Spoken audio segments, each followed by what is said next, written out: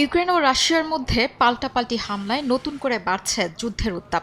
শুক্রবার ইউক্রেনের কিয়েভে রুশ ব্যালিস্টিক ক্ষেপণাস্ত্র হামলায় প্রতিরক্ষা শিল্প সংশ্লিষ্ট একটি অনুষ্ঠানের ভেন্যুতে বহু মানুষ হতাহত হয়েছেন। ইউক্রেনের কর্মকর্তারা জানান, একটি বেসরকারি প্রশিক্ষণ কেন্দ্রে অনুষ্ঠান চলাকালে ক্ষেপণাস্ত্রটি আঘাত হানে। ইউক্রেনীয় কাউন্সিল অব ডিফেন্স ইন্ডাস্ট্রি জানিয়েছেন, সেখানে দেশের প্রতিরক্ষা শিল্পের প্রতিনিধিরা উপস্থিত থাকলেও নিরাপত্তার কারণে অনুষ্ঠানের স্থান আগে থেকে প্রকাশ করা হয়নি।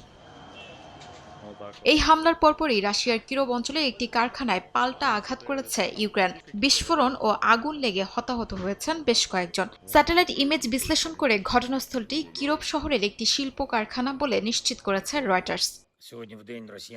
পাল্টাপাল্টি হামলার মধ্যে ইউক্রেনের প্রেসিডেন্ট ভলোদিমির জেলেনস্কি সতর্ক করে বলেছেন, নতুন করে বড় ধরনের ক্ষেপণাস্ত্র হামলার প্রস্তুতি নিচ্ছে রাশিয়া। প্রাথমিক তথ্য অনুযায়ী এই হামলা ৪৮ ঘন্টার মধ্যেই হতে পারে এবং দেশবাসীকে বিমান হামলার সতর্ক সংকেতে সজাগ থাকার আহ্বান জানান তিনি।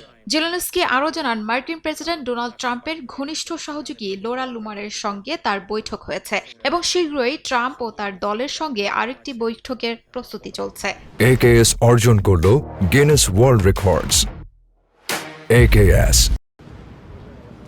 অন্যদিকে পূর্ব সাইবেরিয়ার ইরকুতস্কে একটি বিমান উৎপাদন কারখানা পরিদর্শন করেছেন রুশ প্রেসিডেন্ট ভ্লাদিমির পুতিন। সেখানে MC-21 যাত্রীবাহী উড়োজাহাজ এবং ইয়াক-130 যুদ্ধ বিমান প্রশিক্ষণ বিমান ঘুরে দেখেন তিনি। ক্রেমলিন জানিয়েছে, রাশিয়ার বিমান শিল্পের উন্নয়ন পর্যালোচনার অংশ হিসেবেই এই সফর।